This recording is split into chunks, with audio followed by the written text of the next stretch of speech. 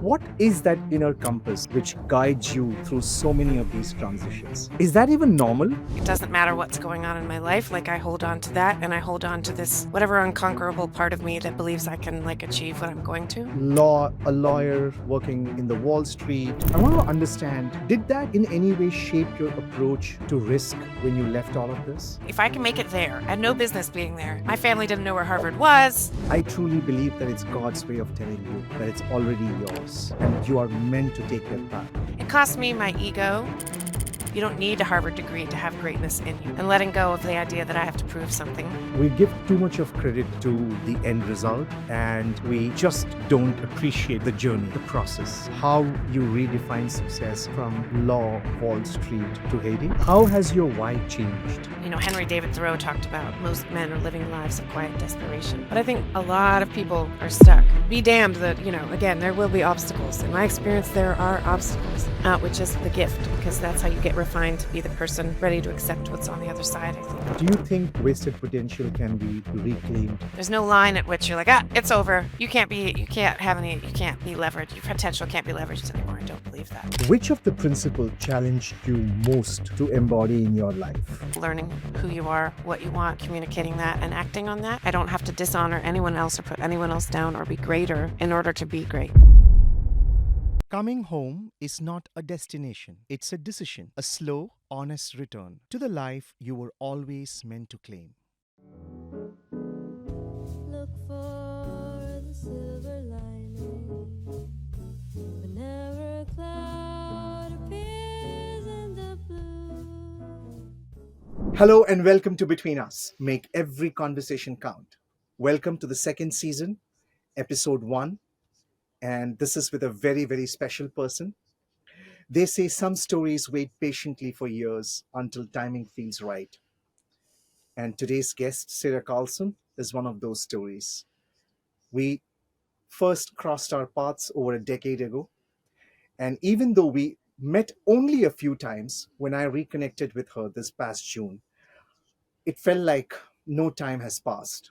Sarah is not just opening this season as a guest, but as a voice that captures everything Between Us is about. I think her story is about clarity, self-advocacy, and what it means to take back the pen on your own life. And I think this is a perfect way to begin a new chapter in our new season. Sarah, welcome to the show.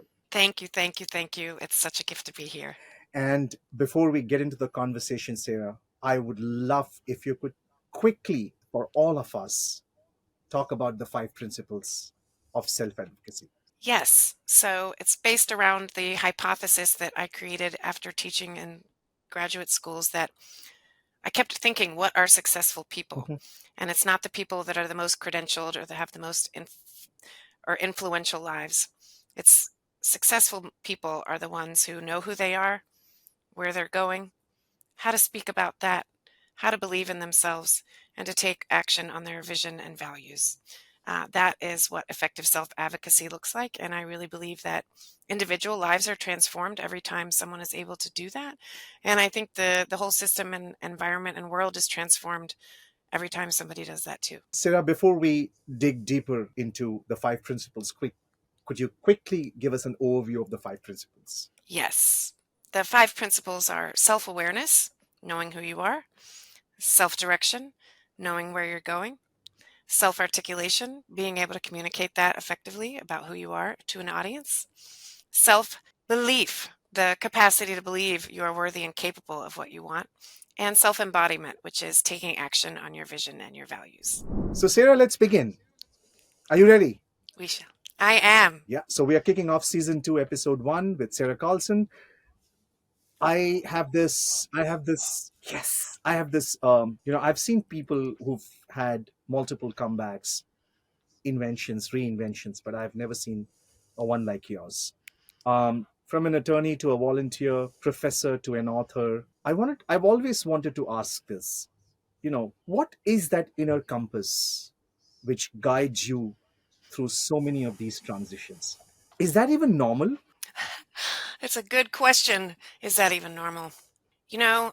One is certainly my faith. I believe there is a bigger picture. I always have, whether I like it or not, and also, if I believe there's a bigger picture and I believe we were all created with a purpose in mind, I don't think there are accidents. Like if it's 1 in 400 trillion that like you are you and I am me, like, okay, well, there's something to it.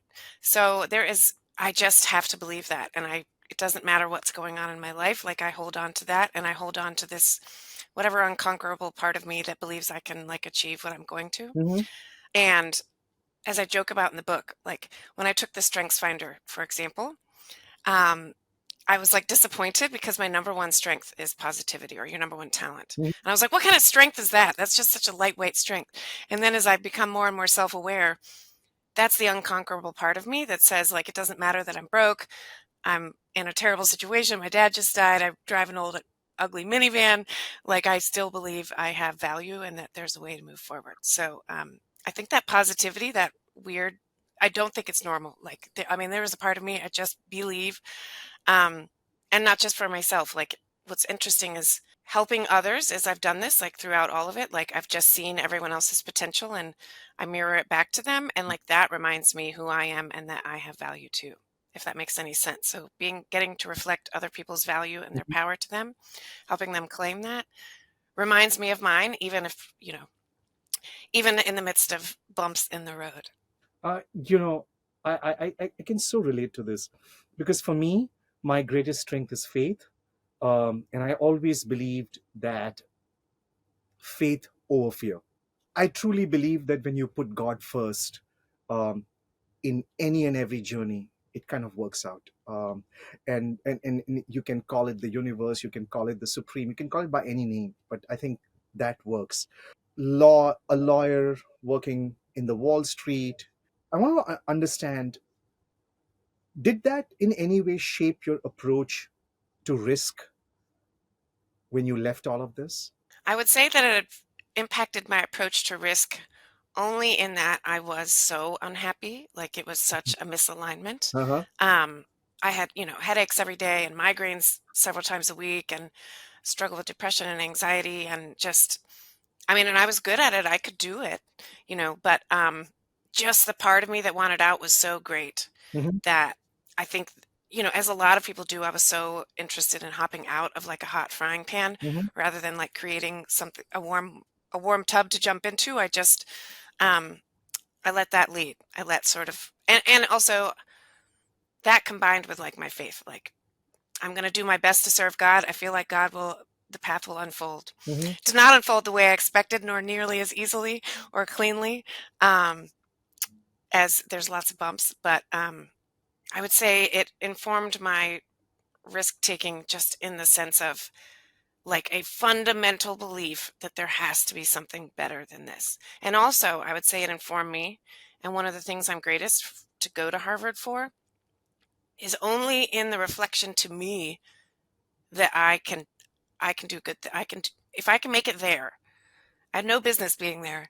My family didn't know where Harvard was. You know what I mean? I went to Cactus High School, a public high school in Arizona. Like, I had no business being there. But if I could do that, that gave me some sort of reflection that what if I turn those talents and put them to use like in a way that aligned with what I really want and who I really am. So I would say the incredible misalignment really impacted the way I was willing to take risks.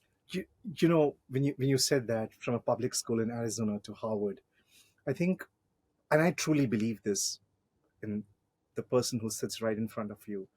um, I, I think when you have a desire in your heart, it could be anything. um, I truly believe that it's God's way of telling you that it's already yours and you are meant to take that path. um, and sometimes we recognize it very early, and sometimes we have to go through life experiences.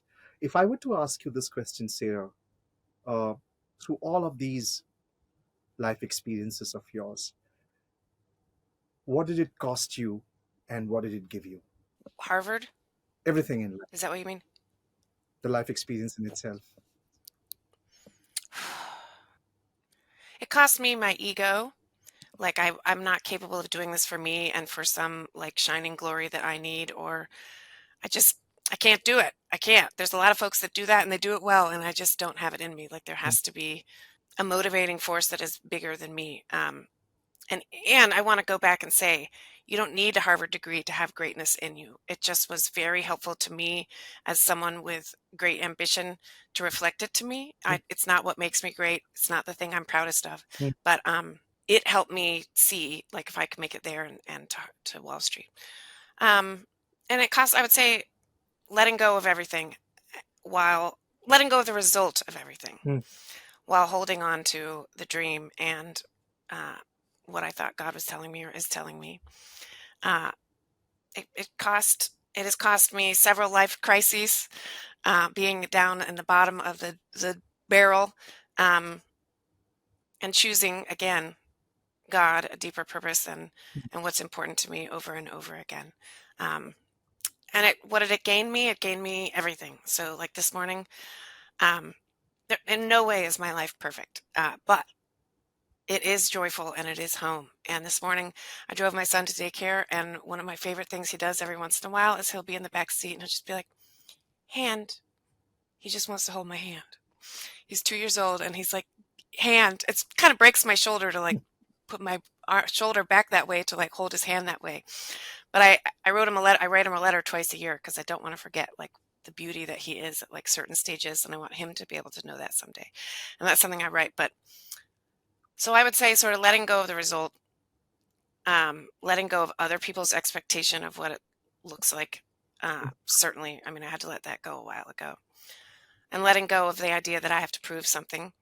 Um, that is sort of what gained me the capacity to learn to appreciate mm, um, what is. And so, even when things are hard, um, I remember that I'm sitting in an answered prayer. mhm. I'm sitting in it.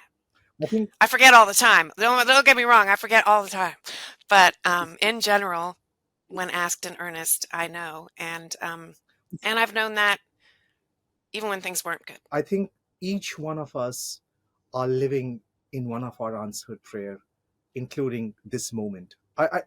You know, I haven't shared this anytime soon, anytime ever, but I think we give too much of credit to the end result, and we just don't appreciate the journey, the process. There are a lot of emotional and practical challenges when you reinvent yourself.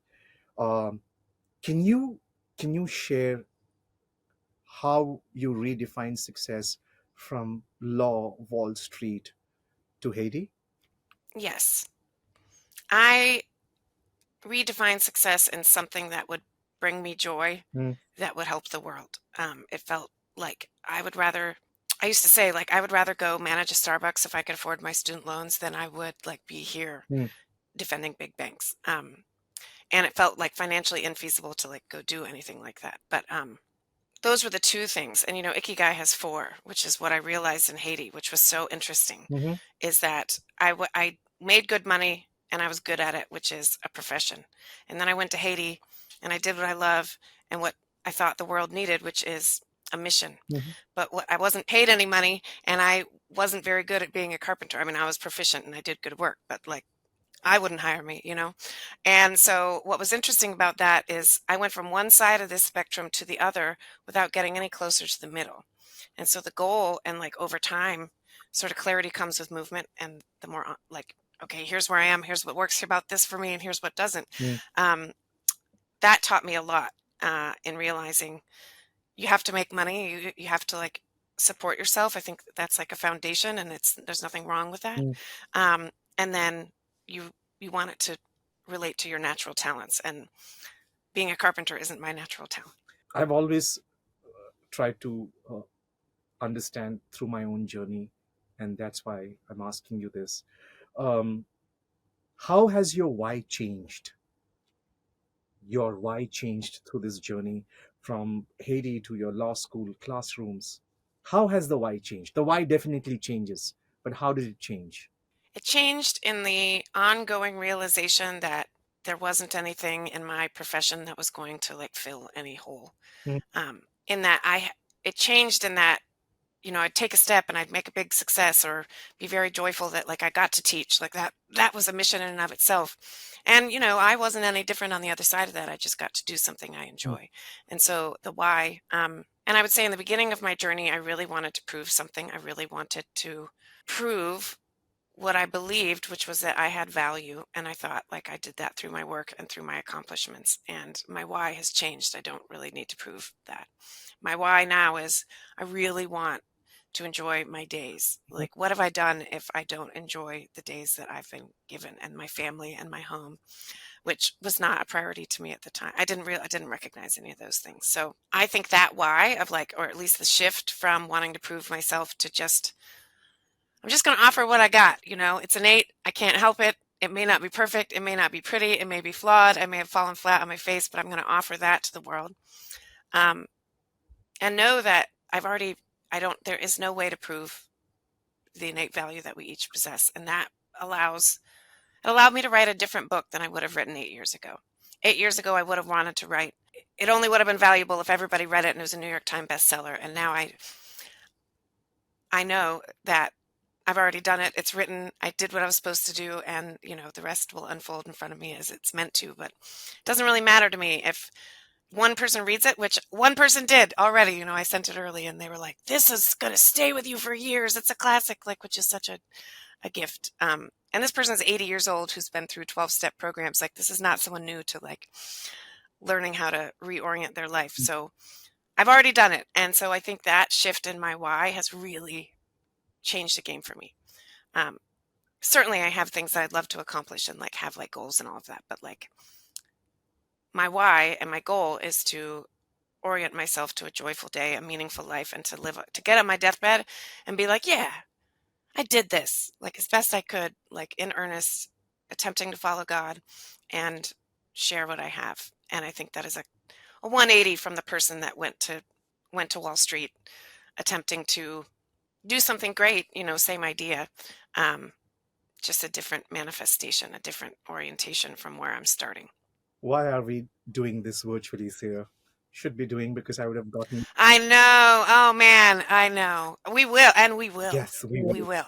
You know, uh, I took some days off and spent some time with my mom, and we were talking about how I transitioned from a business executive to a podcaster, and there was something interesting came up, and I told my mom that, I'm so happy I'm doing this because I needed to fix my life. And her response was, I don't think transitioning from one profession to another or one part of your life to another is fixing something.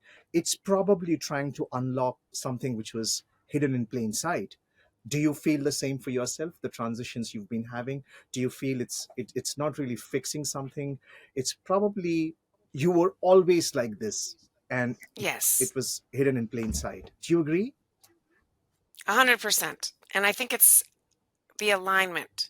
It's almost like you turned the key in the lock and you're like, oh, let's unlock this part because this allows me to sort of like use my dominant hand, like the things I'm really good at, the things I really enjoy that fill me.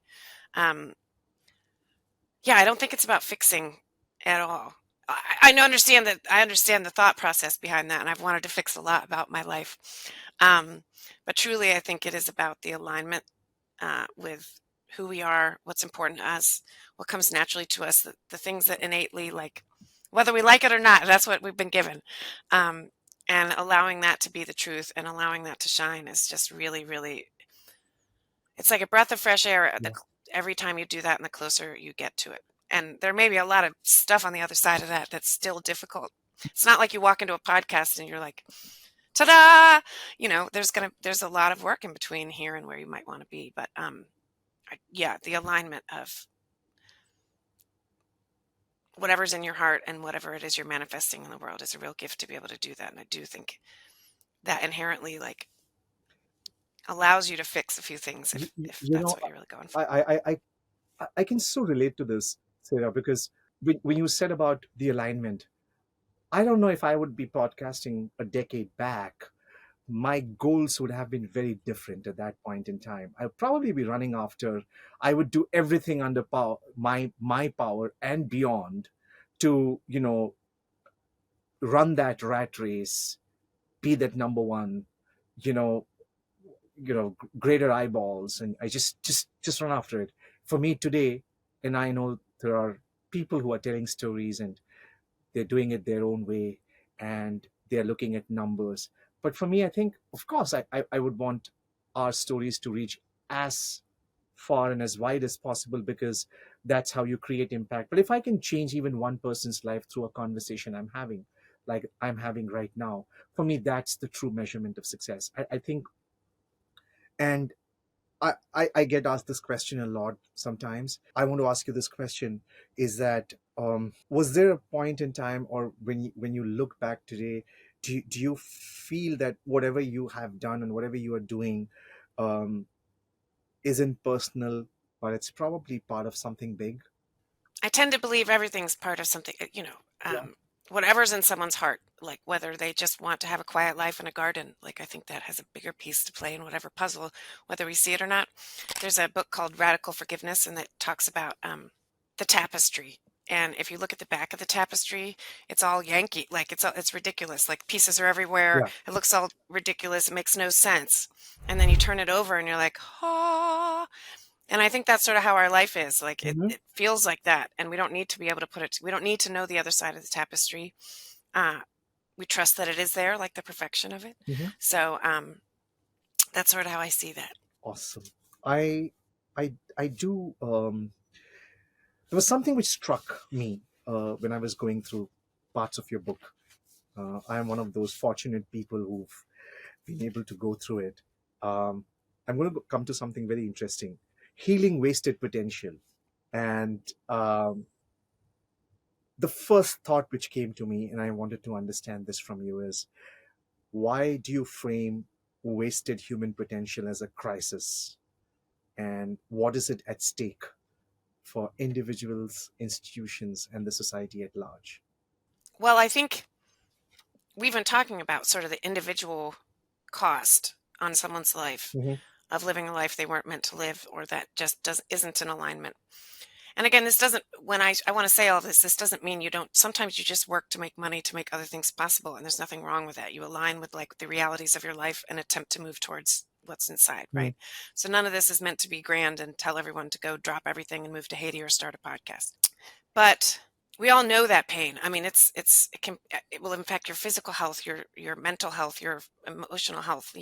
I meet a lot of people in personal crisis by the time they come to me with a career that is just eating them alive. Hmm. So seeing that on the individual is painful enough. Like you just want to help each individual. But if you think about that on a wider scale, Henry David Thoreau talked about most men are living lives of quiet desperation. And I think that is true. I think the system is designed to push us through without a lot of thought about alignment. There are some lucky people that end up with alignment, but I think a lot of people are stuck. And if you think about how the world, I thought about the question, how would the world be different if everyone had the skills and capacity to live a life with purpose and knew it? Mm.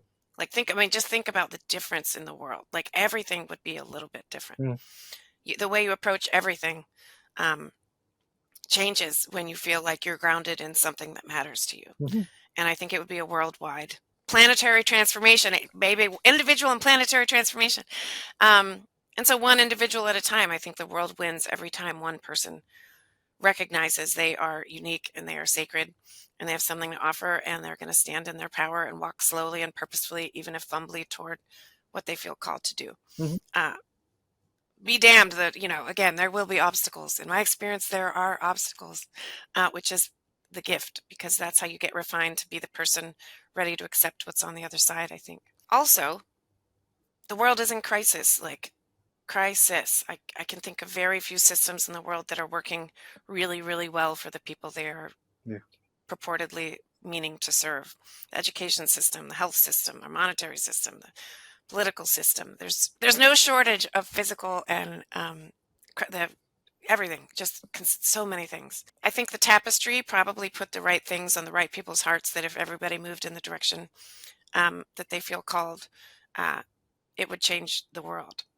At least, and again, each individual that does that, I think there's a little bit of singing in heaven or whatever. Um, but I just think the world would be magnificently different.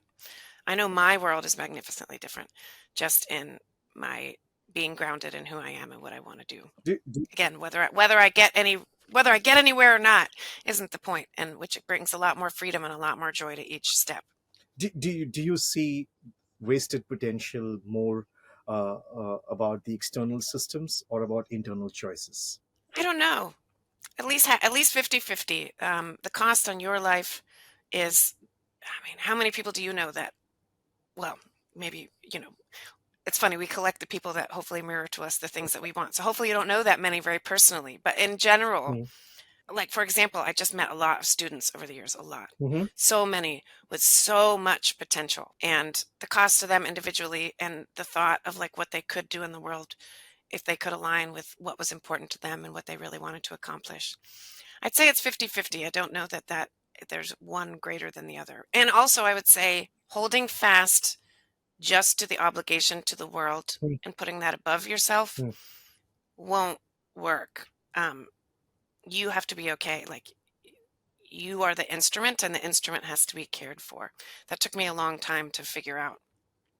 I thought sort of my mission and the love in it and my pure heart and good intentions would sort of sustain me, and it won't. Yeah.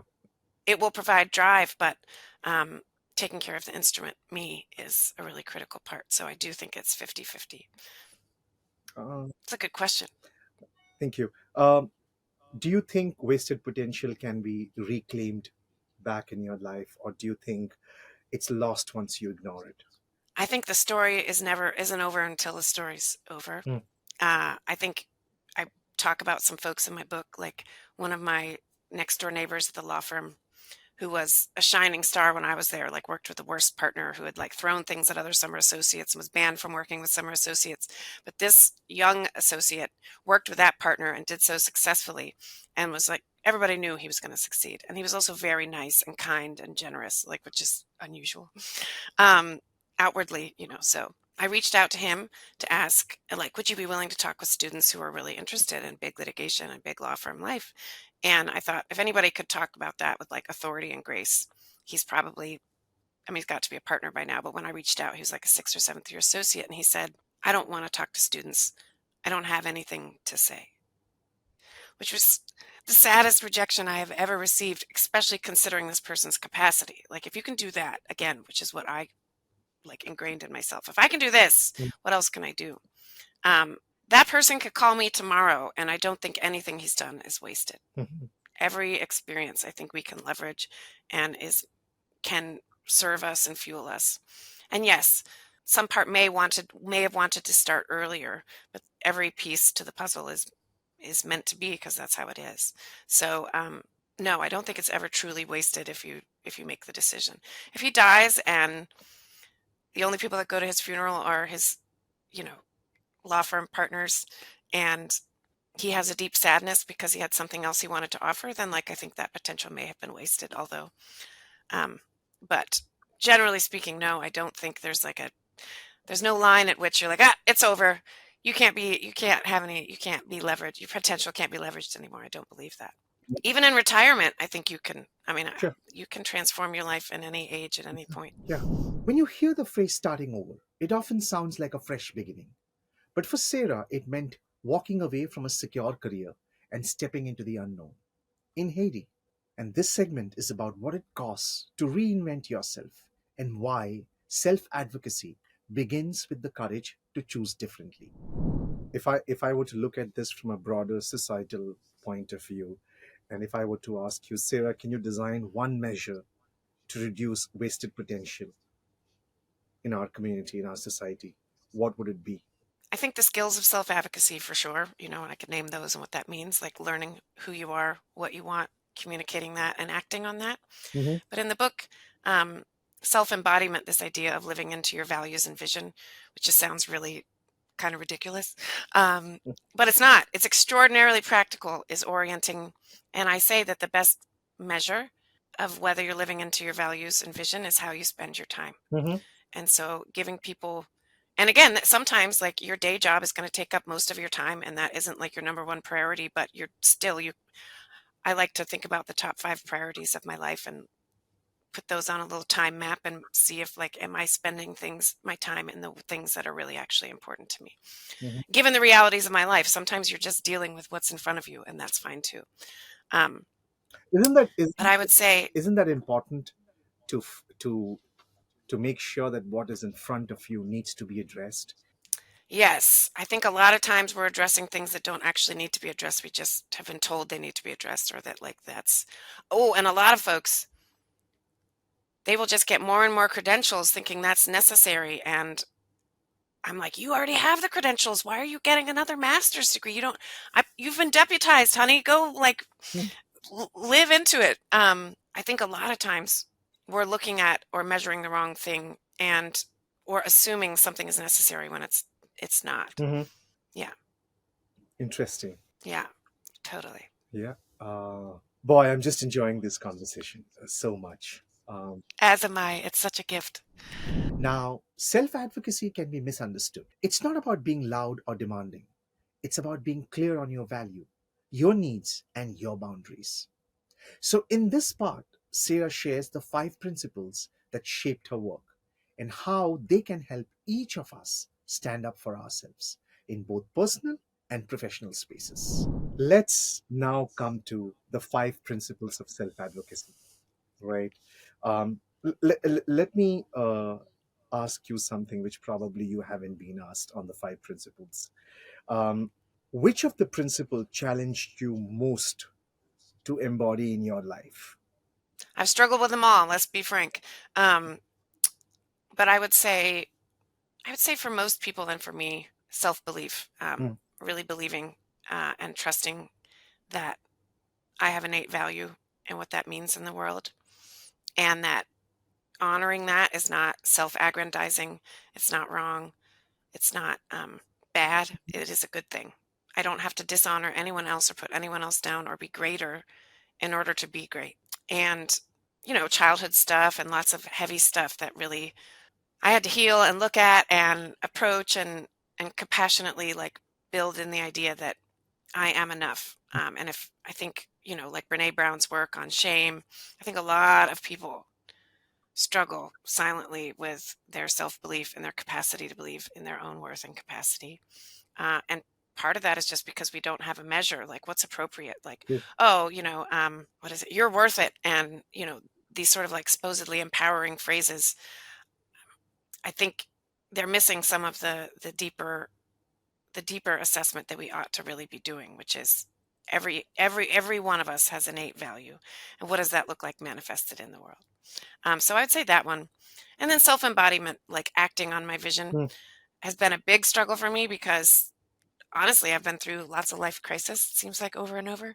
And so I had to deal with crisis and deal with my mental health challenges and my physical health challenges and my financial health challenges and my dad's death. And, just so I had to sort of deal with what was in front of me, which didn't, this is the first time in my life at 44 where I'm centered in a home that has a foundation and is strong, and a working relationship that is positive and joyful, where we're not scrambling to meet all of our needs all the time financially, etc., where I can start to like look up and be like, oh, okay, how am I going to do this? It's finally, I'm not enduring anymore.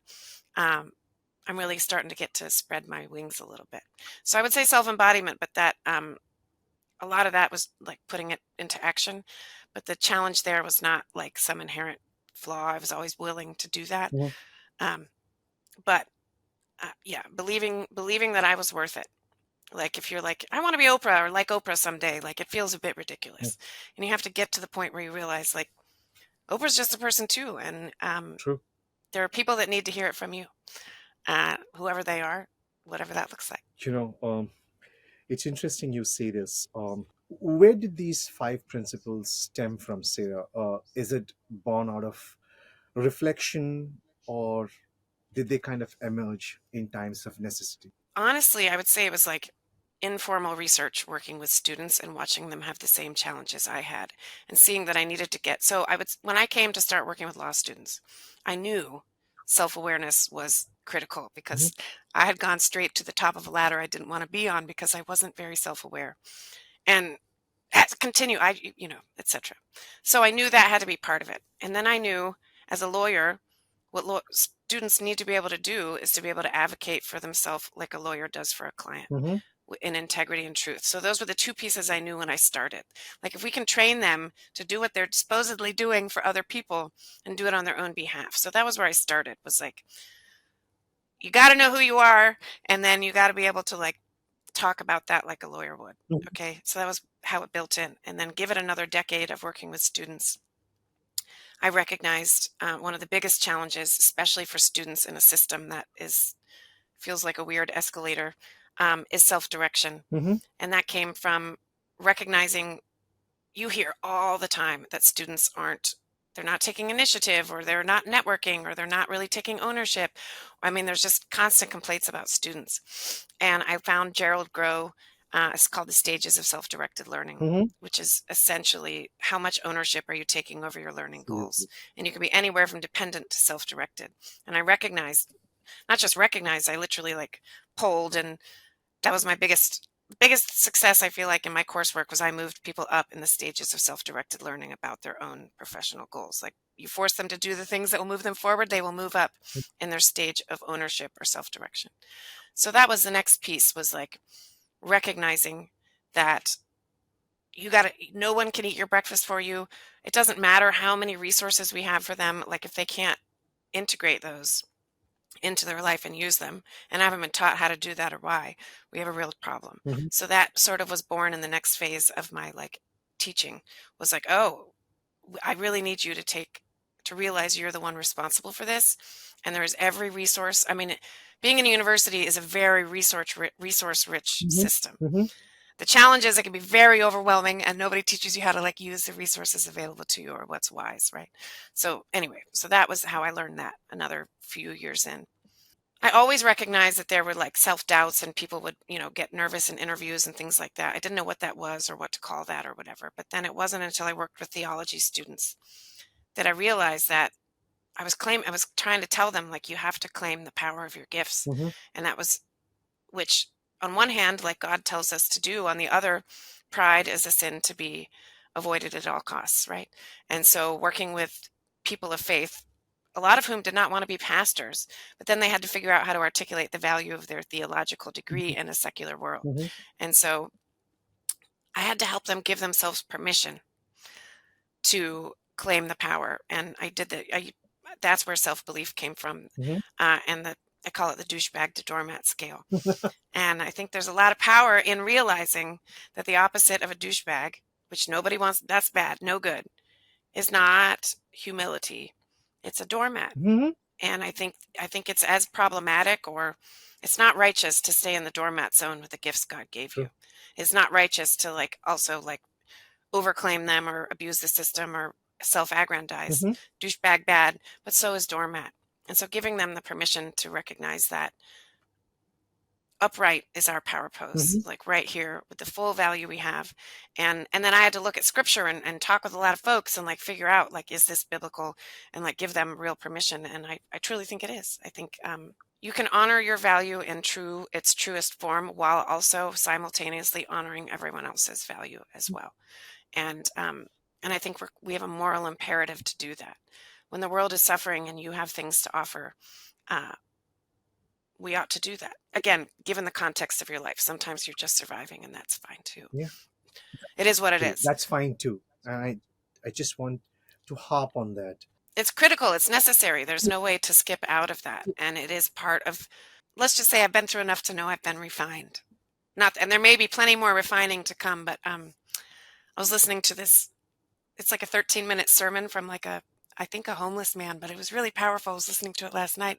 And he's like, how do they, when you take something into the pawn shop like jewelry, how do they test its value? Like, how do they test it? They're like, Mhm. the acid test, or they put it in fire or whatever. And the same is true for us. Like, we are refined and tested, and that is part of the process, and that's okay. There's nothing wrong with you if you're in a really difficult part of your life. Has nothing to do with your value or what you're here to do. It's just part of the process. Mhm. Do you think that there is a story which a part of a story of your life which made you believe that you need to share these principles to the world at large? I think it was in my sort of study of biblical principles, Mhm. really looking at humility and integrity, and or attempting to. Mhm. I'm not a scholar in those things, but that's sort of what I've come to, and it makes a lot of sense to me. Um, But you don't need to be a scholar, Sarah. Where, no, you don't. no, I you don't. agree. I think I truly believe, it's something, many years back. I was talking to a friend of mine, and he spoke about life in general, and he said, if you are walking by the street and you just look at a stranger and you smile, 99.99% of the time the person will smile back, and life is as simple or as complicated you make it out to be. So I don't know if you can get the context, but I don't think you need to be a scholar to do. If I think if we can get hold of the essence of what any faith tries to teach you, I think we should. Ah, yes, and I do. In the book I talk about Gandhi, Mhm. and well, I mean, every faith tradition tells us to serve. And again, I think that service has to be calibrated by honoring our own value. Yeah. And so, like, the idea of love your neighbor as yourself. Most of us are not that nice to ourselves. If we were the way to our neighbors as we are to ourselves, we'd tell them they're fat, they're not worthy, they can't change. The horrible things we tell to ourselves. And I think it is really critical that we start to, which is aligns the principle of ahimsa, Hmm. like non-harming Yeah. in thought, word, and deed. And thought, including thoughts about yourself, can be harmful. Correct. And so you're not living by those principles when you do that. Um, Do you see these principles um, as timeless, or do you feel they are tailored to this moment of history? I think they're timeless. Mhm. That sounds, I don't know. I think throughout history, if you picked like, I don't know, in history, it's funny to think about that. But if you picked anyone who's really doing something magnificent in the world, I think generally they know who they are. Yeah. Sometimes maybe there's some weirdos that are just big accidents and like have but I think generally they know who they are, what they want. They can communicate that to others, uh, at least in whatever way is necessary. They believe in their value enough to do it, and they take action on it. Like I think sometimes I'm like, maybe I'm too late. Like the world, like maybe I should have written this book. I couldn't have, but no, I think they're fundamental truths, honestly. Um, I think who we are or where we are today is a collection of all of our experiences, right? I always, the tapestry. yeah, I always say this uh, during the course of every single episode I've recorded. I think we've recorded 70 odd episodes in season one. And I always say this. Congratulations, by the way. That is so exciting. Thank you. And I always say this, Sarah, that we all tell stories, but the most important story is the one we tell ourselves. And how we tell those stories shape who we become, right?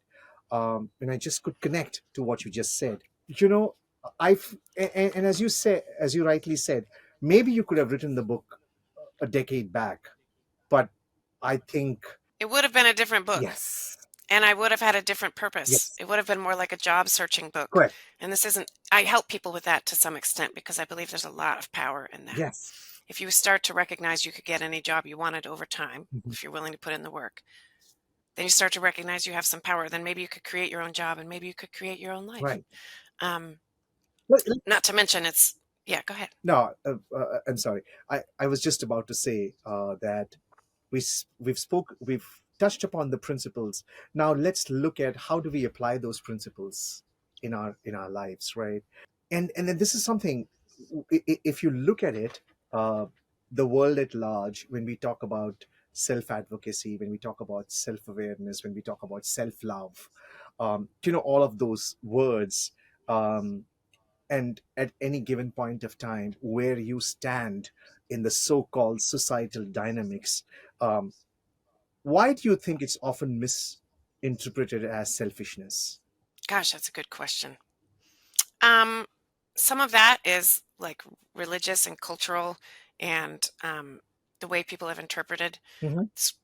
I think humility often gets perverted to submission, or which again, you can with dignity submit to someone else's needs or will. Like there's nothing inherently wrong with that, but erasing yourself or your own value or your own worth to do that really is self-harm.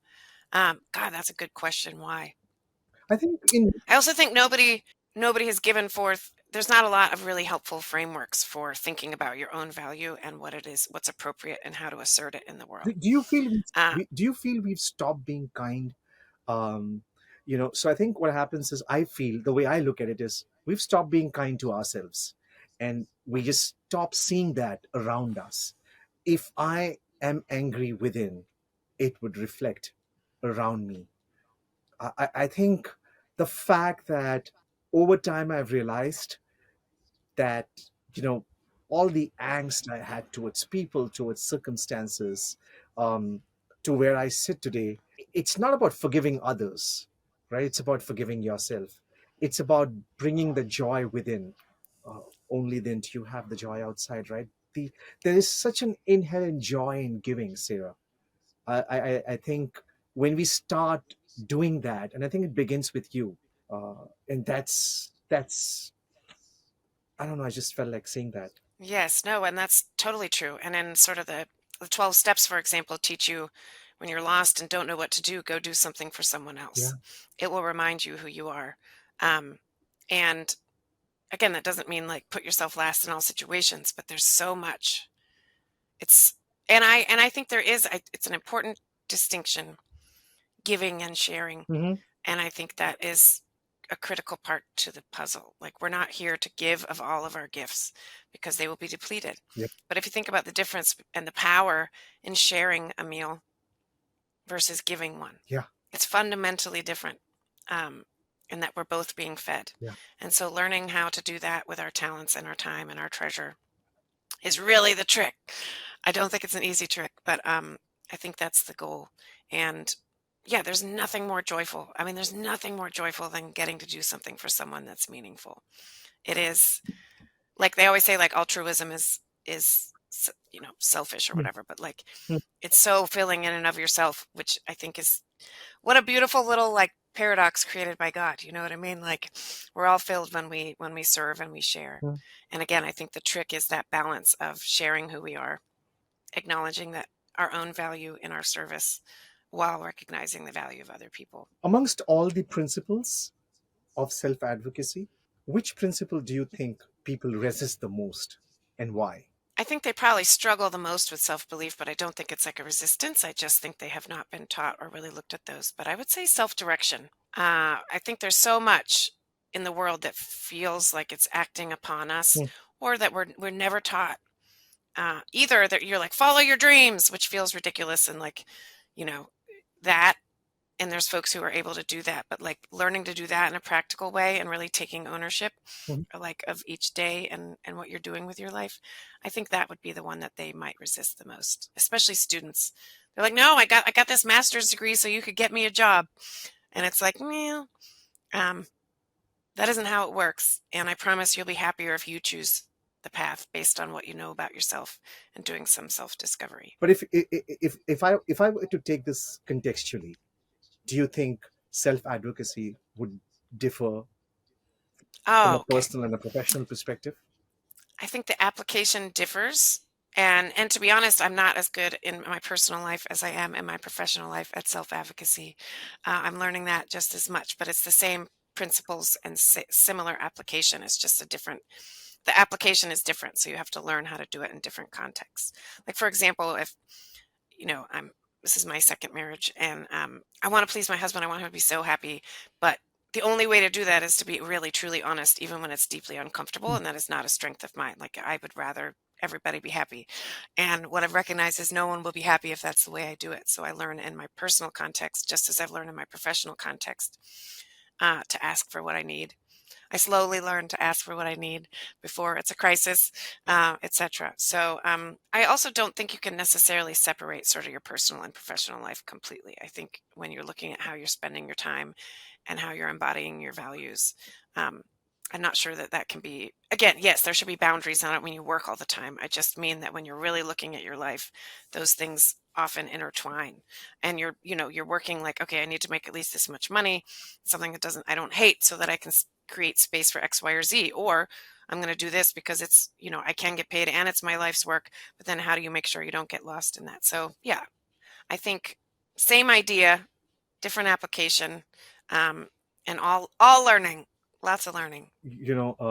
I can say this today with absolute certainty that personal and professional life intertwine for me because I wake up every morning excited to tell a story or to listen to a story or to share a story.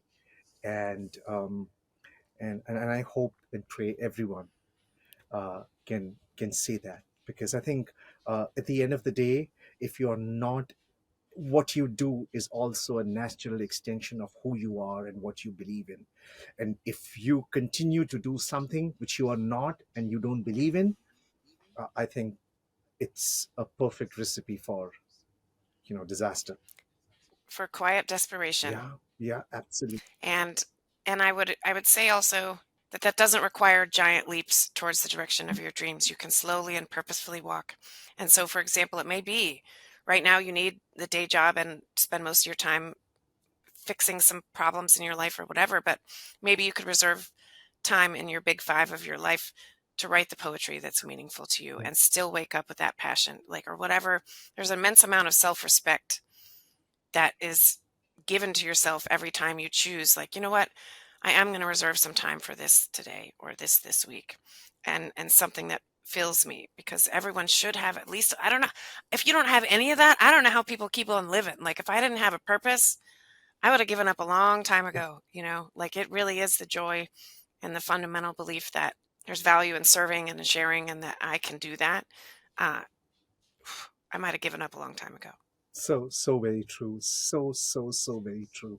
All right. Do you have a practical step, even if it's the smallest one, that someone can take to begin advocating for themselves, like right now, from today?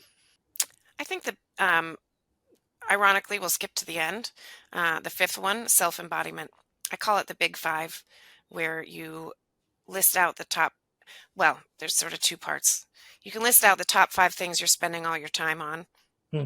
And sometimes you're looking like, ooh, that ain't good.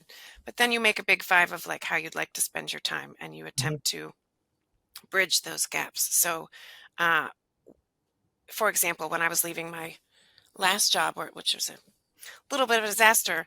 And I went to a coach, and he said, like, how are you spending your time? And basically, four of my five was like my job. Like, it was just taking up so much of my time and my energy. And then my son. And I was like, well, that's a depressing thing. And he's like, well, how would you like it to look?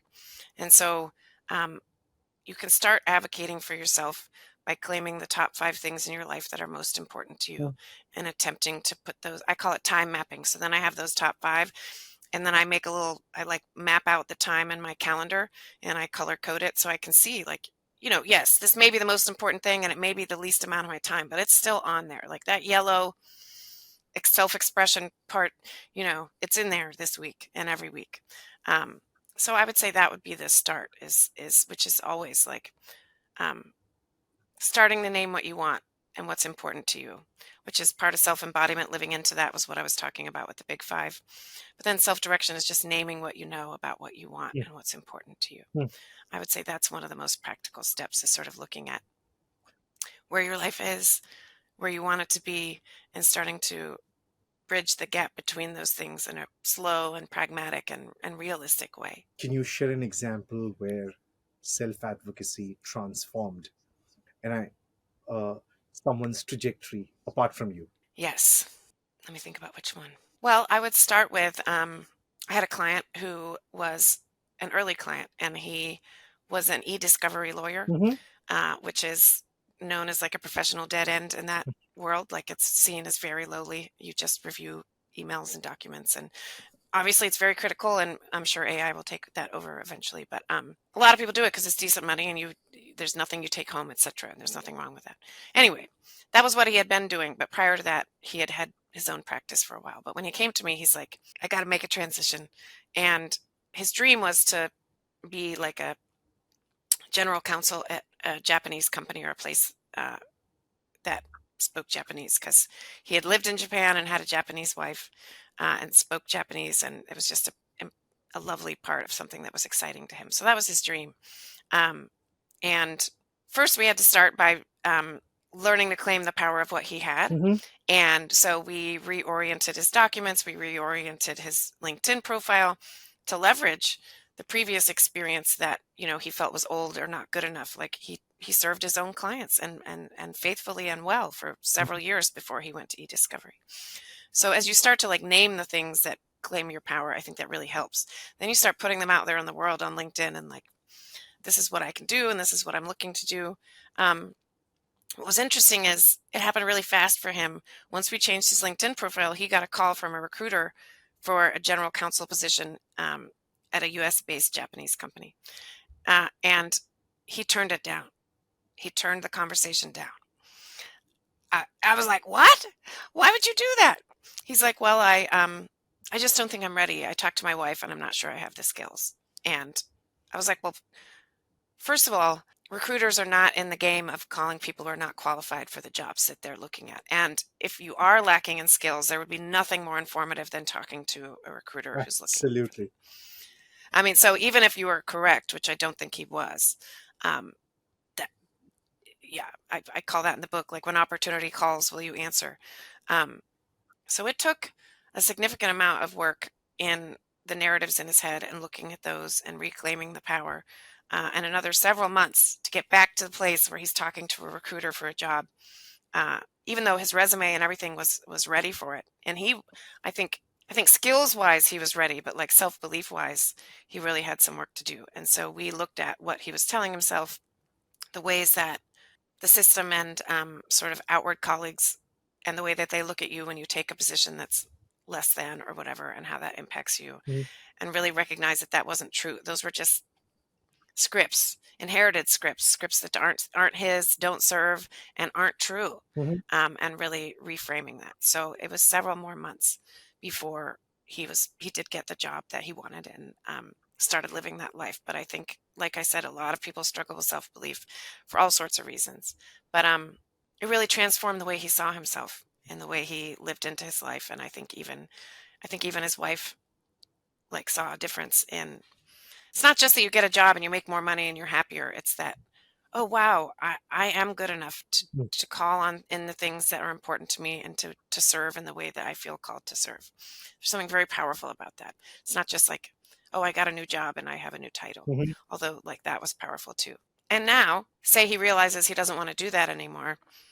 I trust that he has been given, or he has, one, he knows he can call me if he needs me, but two, I think he already knows, one, he's worthy and capable of naming something he wants and moving toward it. Mhm. And I've given him some of the skills, and he knew many of them. This is not me, um, to be able to navigate that and to move forward on purpose. And that's really the goal. Like, you know, being like a career coach, like, yes, I want to help somebody get their next job, but more important than that, I want to help them navigate their futures on purpose and in alignment with what they really want. Like that is the transformation I'm really looking to give somebody Mhm. with these skills, or share with somebody. Give us, again, we're just claiming what they already have, teach them how to do that. Let's get jump to the relevance and the impact of it, right? Because I'd like to understand from you, Sarah, why do you think self advocacy is, not just a personal skill, but it's a social necessity, and I'd like to understand how it would ripple outward. Well, think about sort of, let's think about an organization, Hmm. uh, anyone, like a university. Any organization is going to be, if it's filled with people who just do what they're told, who don't feel empowered to share what they really think, or new projects that they'd like to do, or speak up for what they need to make sure they can like have a longevity in their role, you can just sort of see how productivity like spirals. So like I'm just looking at a microcosm of that. Hmm. But in an organization, well, and strengths based. So again, the science of success has proven over and over and over again that strengths based organizations do significantly better profit wise in every other way. Meaning, You allow people to use what they're good at, as opposed to just putting them in a role and training them out of their weaknesses. Mm-hmm. There's extraordinary power just like in using your dominant hand.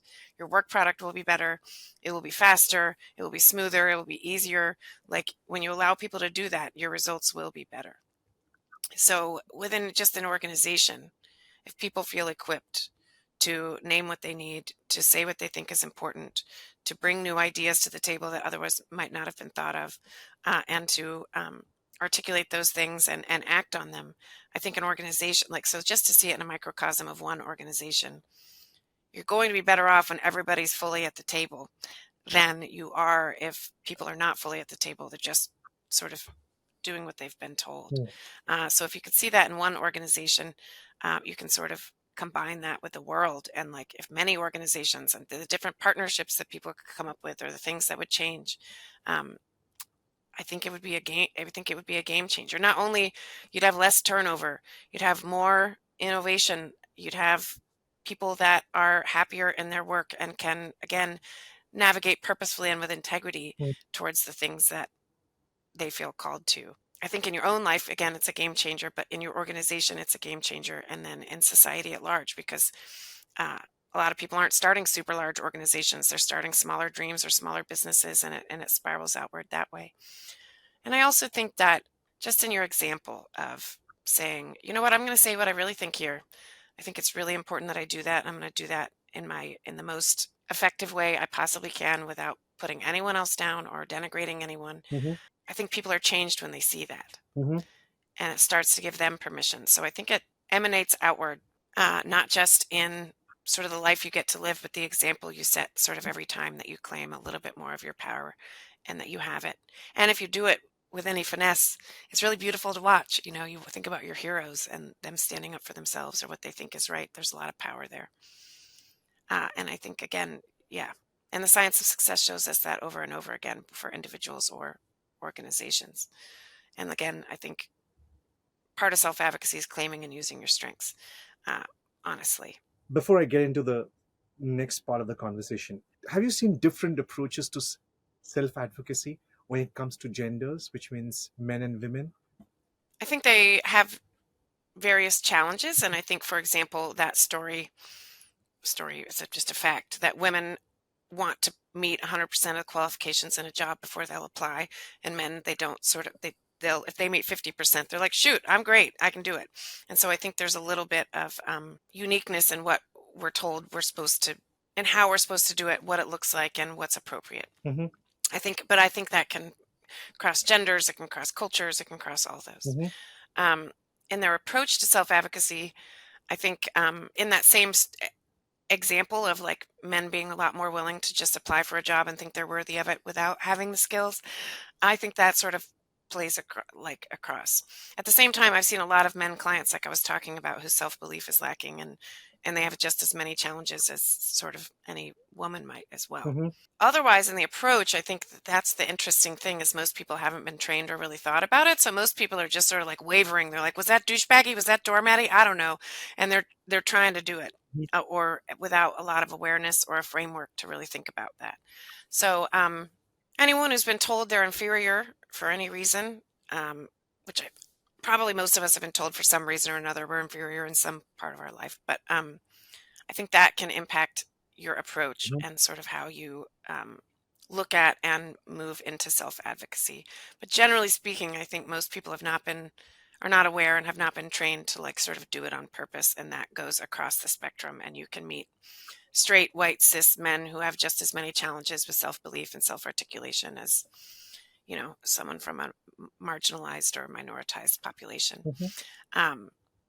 But I think the need is universal, and sometimes with men, perhaps, speaking in generalities, they might veer into the douchebag zone more often than women generally, but only because they're grasping, not because like there's a true self-belief there, like what they're trying to prove. Like that's what's interesting about it. I don't think when people are over in the douchebag zone, it's because they're overconfident. Usually it's because they are not, Mm-hmm.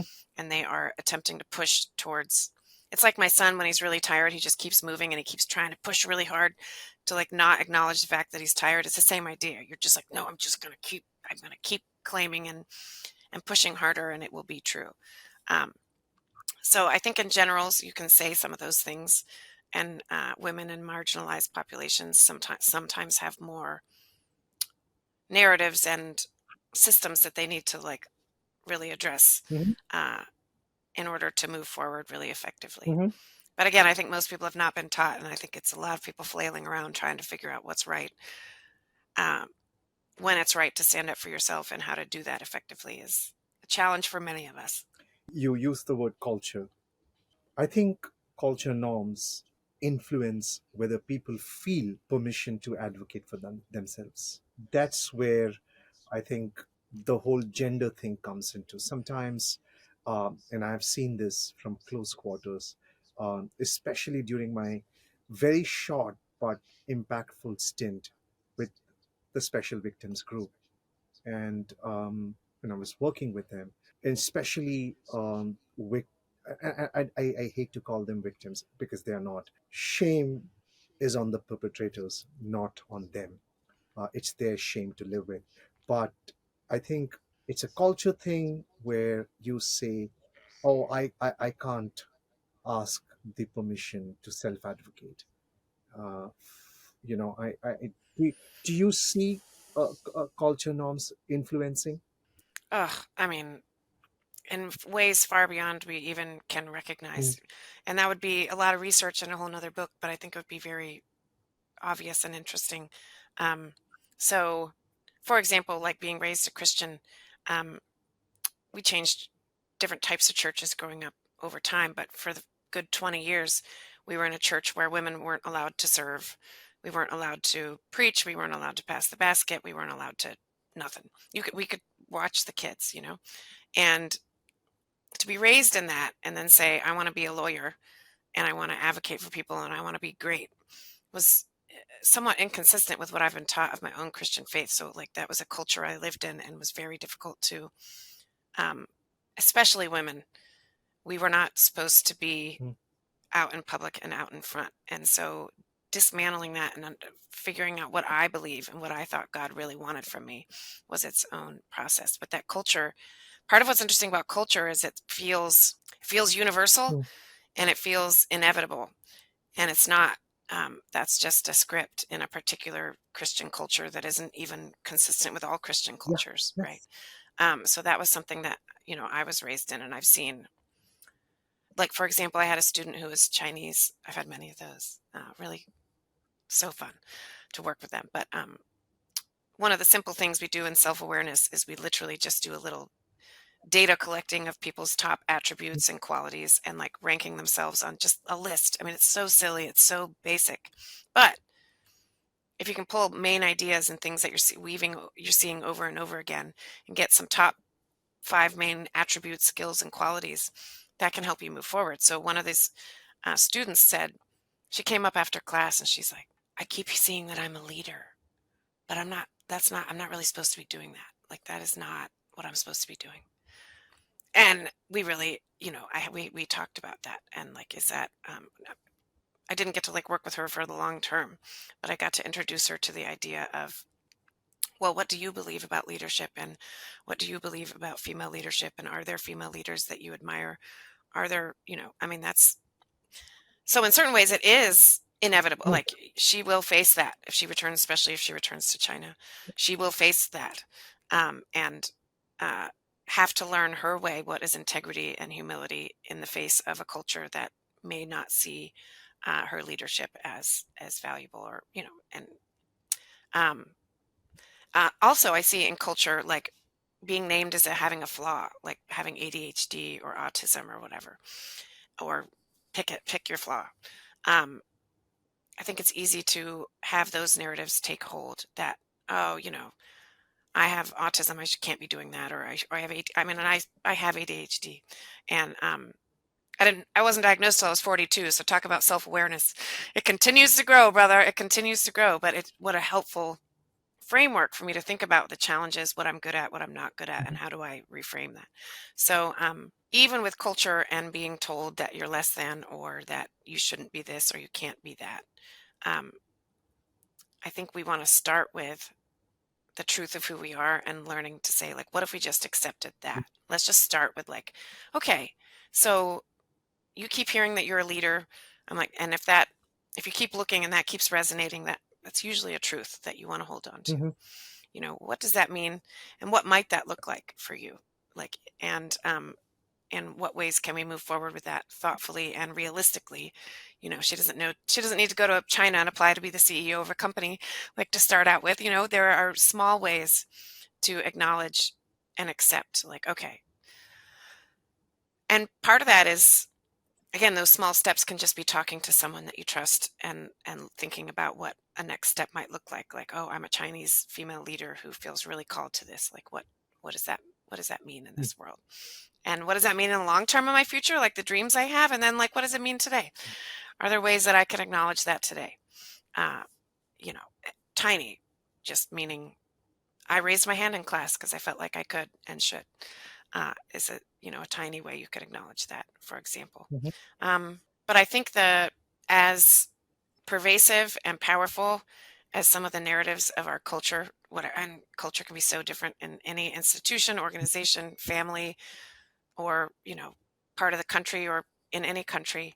I think it all starts with the individual gift and responsibility of starting to acknowledge and accept who we are, and then choosing to trust and learn that there is a righteousness in expressing that in the ways that you are capable of at that time.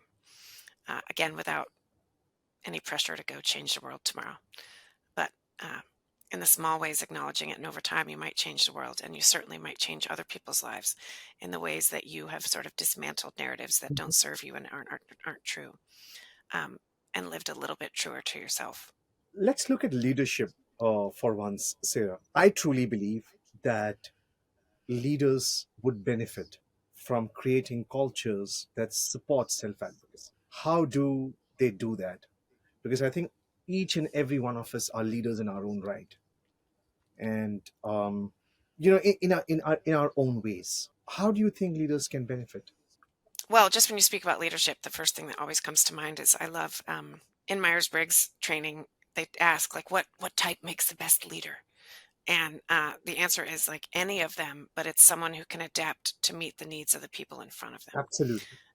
That's the gift of a leader. And so, I think leadership would benefit, along with everyone who is under their leadership, when we encourage people to be self-aware, Mm. like, encourage them to take the self-assessments and to really dig into, like, who they are and what's important to them. Like, even if it's within a role, we don't have to talk big picture, Mm. like sacred uniqueness. Like, we don't have to go there in our roles, in our work, but, like, what, this is something I'm really good at and I'd really like to do more of. Okay, how do we honor that? Mhm. And, like, look at the self-direction. So I think, one, giving them the tools to be self-aware, to be self-directed, like, what is it that you would want and need, um, to make space and time for people to feel like they can articulate that Mm. inappropriately to the group or to leadership, and making sure that that's really actually welcomed. Um, Acknowledging that everybody wins when individuals claim the power of what they have inside. And so, if a leadership can get that across. So, for example, one of the things, um, when I was leading a team, uh, which I learned so much about myself and about leadership and about, well, being led, I learned a lot about, even as a leader, which sounds strange. But one of the most important things to me was that each individual knew that they could articulate what they needed to, and that what they really wanted mattered to me. Sure. Like, also being clear on, like, the mission of the organization, and, like, so when they came to me, I wanted them to be able to clarify, okay, how does what you want fit into the mission of the organization? And even if it didn't, like, maybe there's a way we could cut out a space for you to do that anyway. But, like, making sure that the strength of the team is both in the clarity and, like, commitment to the mission of what we're doing, but also in the clarity and mission of each individual person that feels connected to that, and in their own, like, way of expressing that it mattered. It really mattered to me that I wasn't forcing people to fill roles that they didn't want to be filled. I mean, again, there's obviously some of that, like, somebody has to do the piece that nobody wants to do, whatever.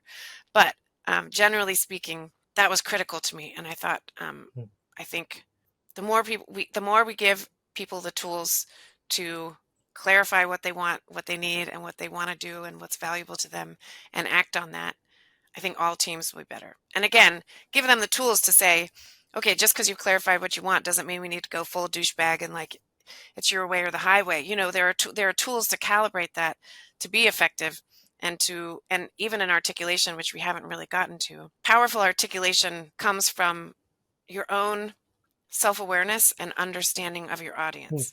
Like, you can't do it without, like, you can't meet and communicate without those two things. So, like, what I teach are themes, is them plus me is your theme, and where those things align. So when I say that, this is not like to breed a culture of self-entitled people who, like, oh, I want to do this and it's the most important thing. Like, that's not what I'm talking about. I'm talking about really healthy conversations where we bring what really matters to us to the table, and then we negotiate and look at how is the organization served by that. Um, and just, again, giving people training in self-advocacy. Mhm. Like, what does it mean to do that? How do we practice that? What does that look like? I think teams, organizations, and the world is served.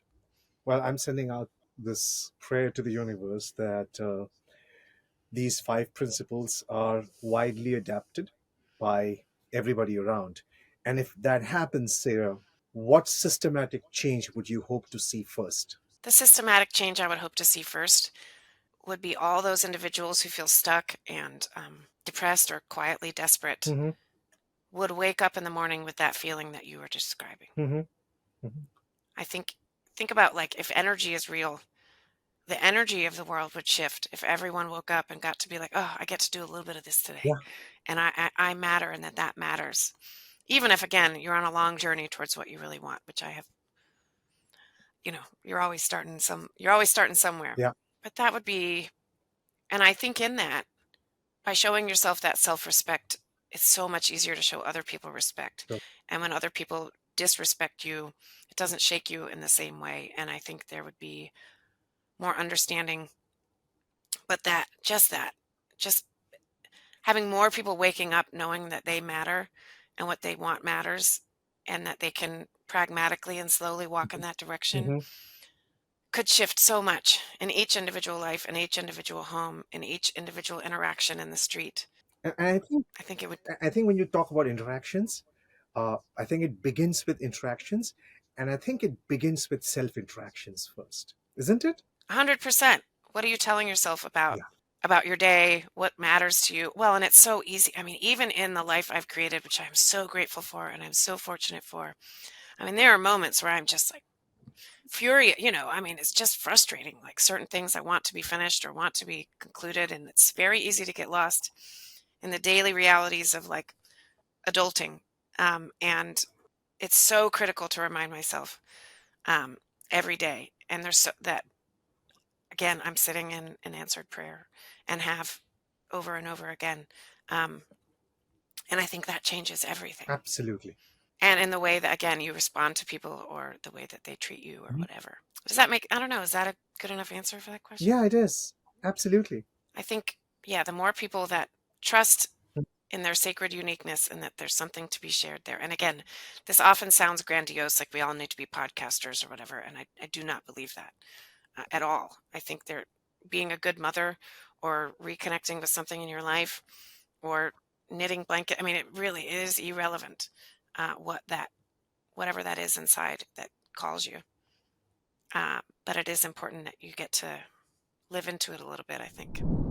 Purpose is often spoken about like it's a bonus, something we get to think about once survival is secure. But Sarah somehow flips that idea on its head. She argues that purpose is a right, as vital to us as air or water. This segment asks us to reflect on why purpose matters and what changes when we treat it as non negotiable. Let's talk about purpose as a right and not a luxury. First question: do you think purpose can exist in difficult circumstances, or does survival eclipse it? I think purpose exists in all situations and all circumstances. And the reason I believe and I think it's even bigger than like a right, it's a birthright. Mhm. Like, by virtue of your existence and being created exactly who you are, Mhm.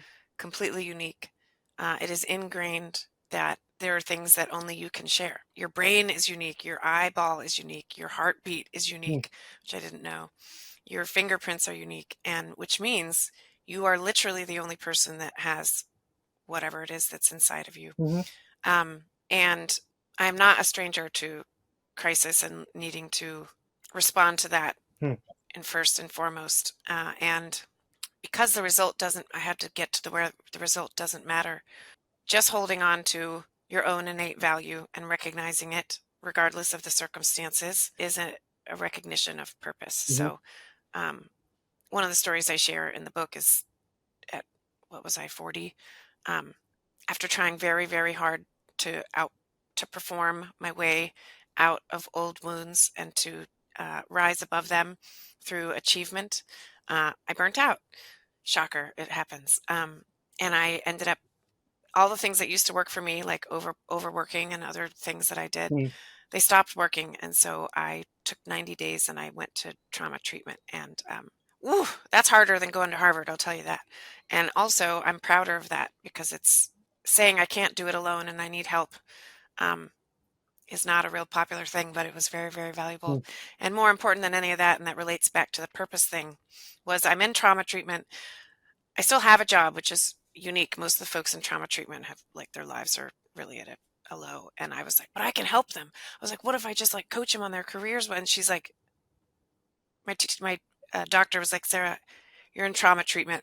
No, you're not allowed to like be coaching. Like you're here to heal. Like let's focus on your primary priority. Mm-hmm.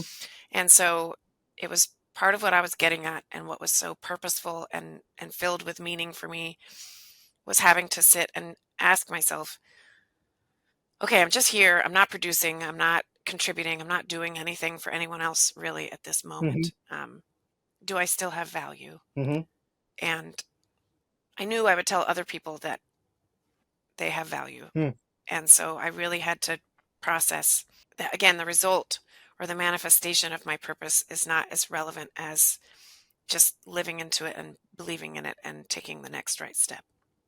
And so it was a really powerful 3 months for me in recognizing that when I went back to reality and went back to my life, there wasn't a need to like grind or prove my value as much.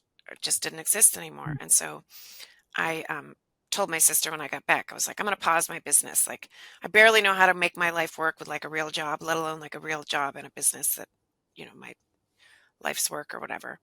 And she's like, oh, I'm so sorry to hear that, Sarah. That is really sad. And I said, no, this isn't a surrender. It's a strategy. Yeah. And so I think that your innate purpose exists and lives inside you in crisis, in a regular day, in a difficult day, in years where you're not well. It looks different, and it looks different than we might want it to look. Hmm.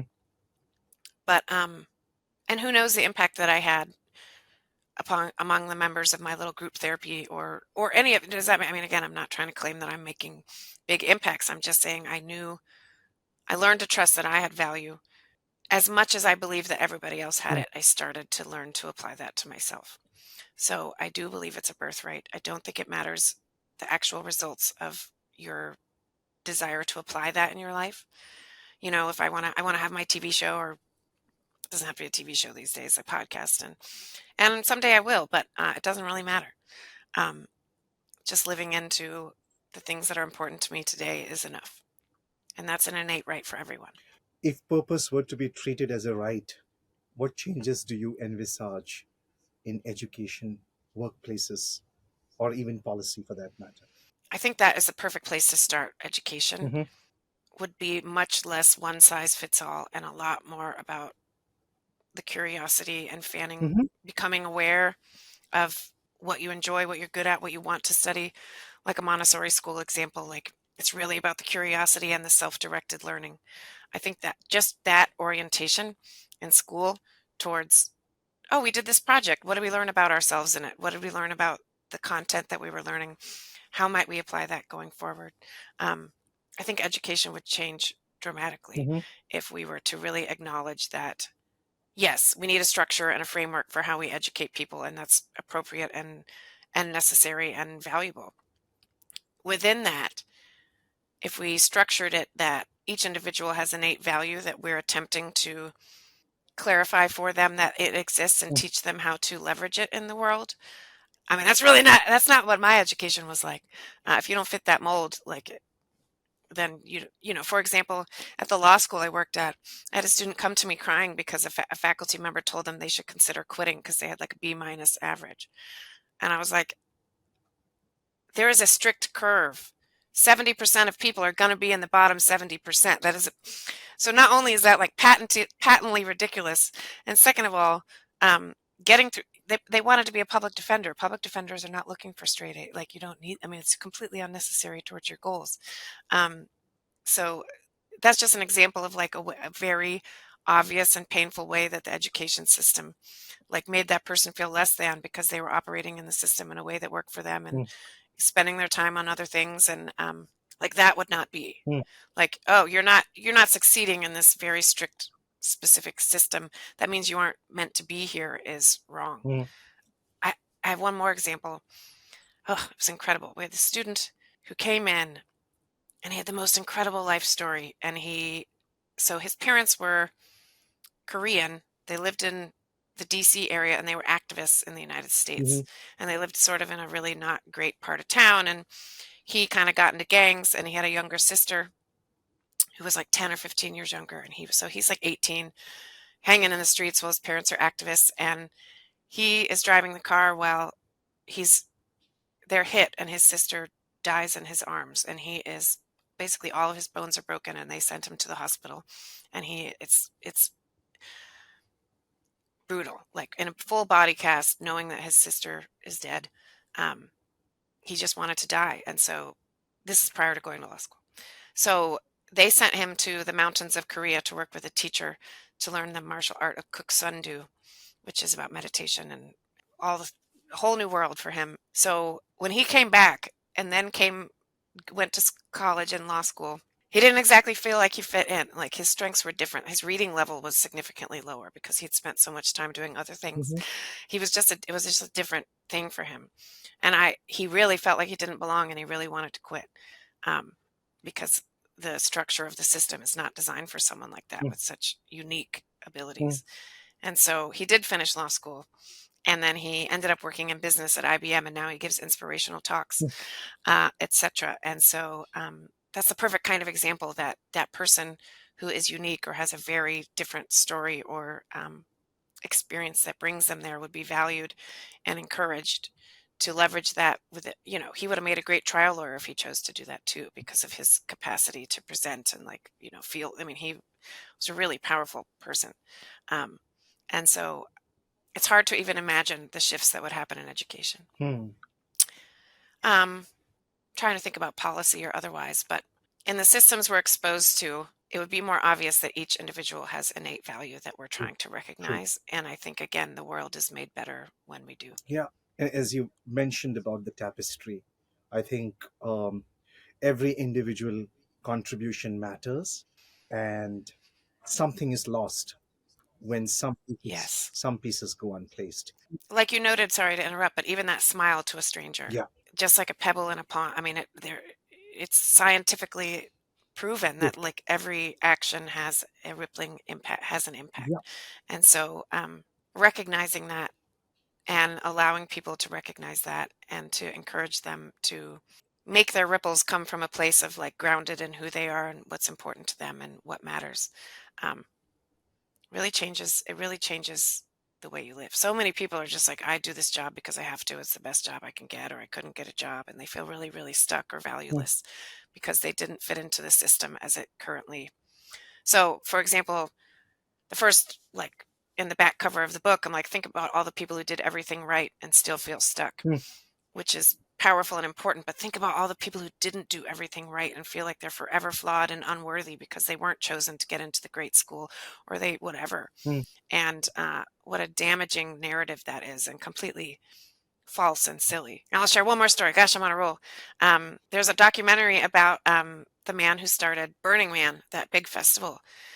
The documentary, in essence, is just like him failing at one job after another. He couldn't be a taxi driver. He couldn't be a plumber. I mean, for like 20 years, he just felt like a failure. And then he creates something so magnificent and big because he finally was like, well, I don't know what else. I mean, I just think that's really powerful.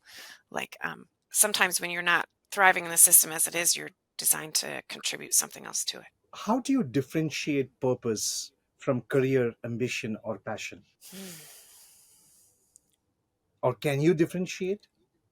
Yes. At least certainly from career. Mhm, I do not think those two things are equatable mhm, necessarily. And certainly, I mean, for some it is a career thing, but I think it's much bigger than what you get paid to mm, do for a mm, living. Um, it's wonderful when those two things align because there's a lot that can be magnified that way. I think purpose and passion. mm. I think passion is sort of like a manifestation of Yeah. purpose. Like it's like the light that reminds you. It's like that. Oh, yeah, okay. It's like a reminder and a signpost of like what your purpose might be, Mm, because it should, generally speaking, I don't think we're called to do things we don't like or enjoy, mm. like like for our purpose. Like I mean, maybe some of us are called to be prophets and we have to like say things that the world doesn't want to hear and it's really difficult and like we don't want to do it or whatever. I think that can exist in terms of purpose. But generally speaking, your purpose will align with what's inside of you and that will resonate. It will feel good. It will vibrate in a positive Mm. way and throughout your life and reverberate throughout your life. So you said passion, career, Ambition. ambition. I would definitely separate it from ambition. Um, I think in the same way your passion like lights your way, Mm, I think ambition does in the same way, in the sense that I had ambition to go to the best law school I could get into and like get the best job I could, and that led me to where I am. So that ambition was a light, um, and my ambition like now is a light, and my passion is a light. But my purpose is the tapestry on the other side that I don't get to see. mm. Does that make any sense? Like Yeah. it's bigger than me, it's bigger than the result, and it's bigger than my career. I think sometimes And again, it has, yeah. I think sometimes when we, do not understand the true meaning of purpose is when it kind of takes that leap to ambition. When it's not grounded in something, in real truth. And there's just a lot of misinformation, like, or not even misinformation, just incomplete. So, for example, those lines like, oh, do what you love and you'll never work a day in your life. I'm like, yeah, tell that to someone who can't pay their rent and isn't surviving. And that's why I love Ikigai, like, because it's much more complete idea of purpose, which it literally means reason for being. Yeah.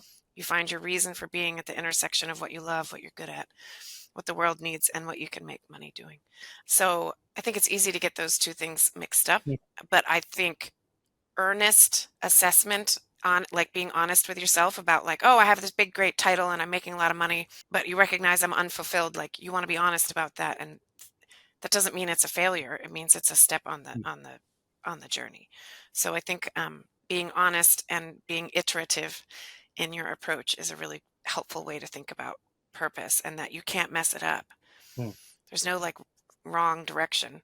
Maybe in the direction against everything that you love and like misaligned or going opposite direction of what's important to you. That could be messing it up. But like an earnest forward motion in what's important to you will never fail you. Mm. Even if like, and I talk about like, I don't judge my clients or anybody for what they feel called to do. I don't even, because I believe earnest inquiry and advocacy will always lead you in the right direction. So I would not be the same person had someone told me, don't go to Wall Street. Mm. Absolutely. I'd be different. Abs- You know what I mean? And I cannot regret that. Like, Yeah. would I do that for the rest of my life? No, it probably would have killed me. It would have killed me. But I don't regret it. I mean, how could I possibly? No, you are who you are because of those experiences. Let's look at the puzzle piece metaphor. And because every individual's contribution matters, right? Um, what inspired you to use the puzzle piece as a metaphor?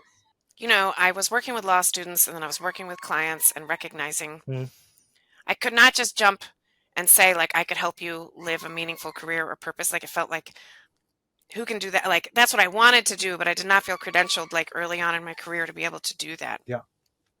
So I was just like trying to say like, how am I going to be like someone who helps you fix your resume and then also like talks to you about like spiritual truths that like, you know what I mean? It felt really, really strange to be that, but like I'm the one telling you your spiritual and professional paths do not have to be separate. Like Absolutely. you can integrate all of this into your life. It's taken me a long time to find the confidence and credentialing or whatever that I felt like was necessary. But what inspired me was like the deeply personal challenge and fight that like, okay, I want to be a career transformation coach or whatever you want to call it. And I just told my friend, I was like, does the world really need another career coach? Like, is that really what is necessary? Like, is that the best way I could contribute? And that was what inspired me. So she literally, she's like, the puzzle isn't complete until you play your piece. And some people will need to hear it from you, Hmm. which is, I mean, it was just, I mean, it was so insightful. It was like straight from God, you know?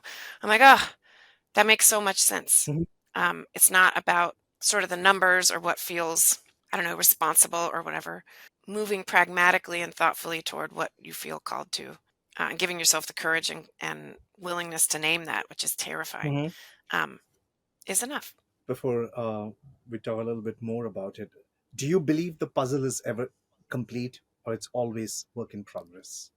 Oh yeah, I think it's a work in Mhm. progress. Like I love that line. I'm not going to think of the author, but I'm a work in progress and always will be. Hmm.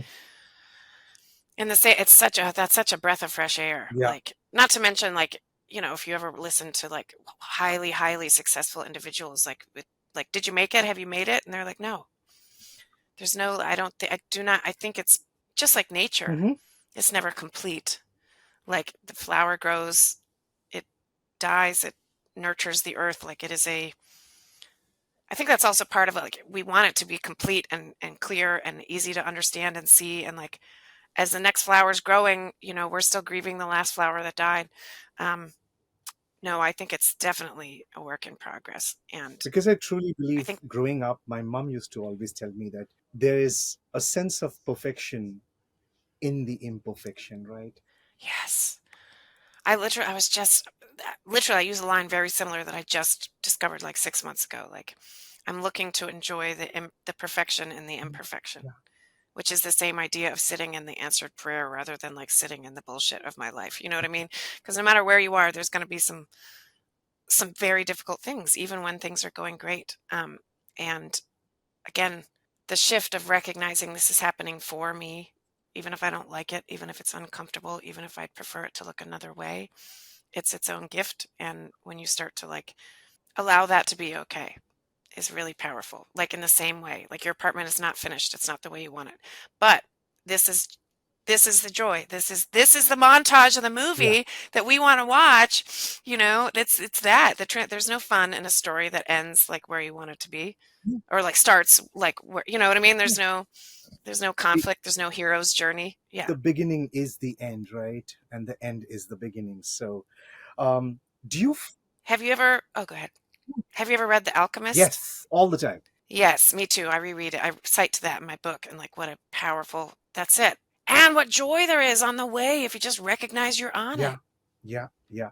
Do you believe that the puzzles, they change shape as our lives evolve? I have to assume so. Mm-hmm. And I think there's something very powerful in trusting that there is the tapestry on the other side, Mm-hmm. that is perfect and beautiful that I probably won't see in like my physical lifetime, Mm-hmm.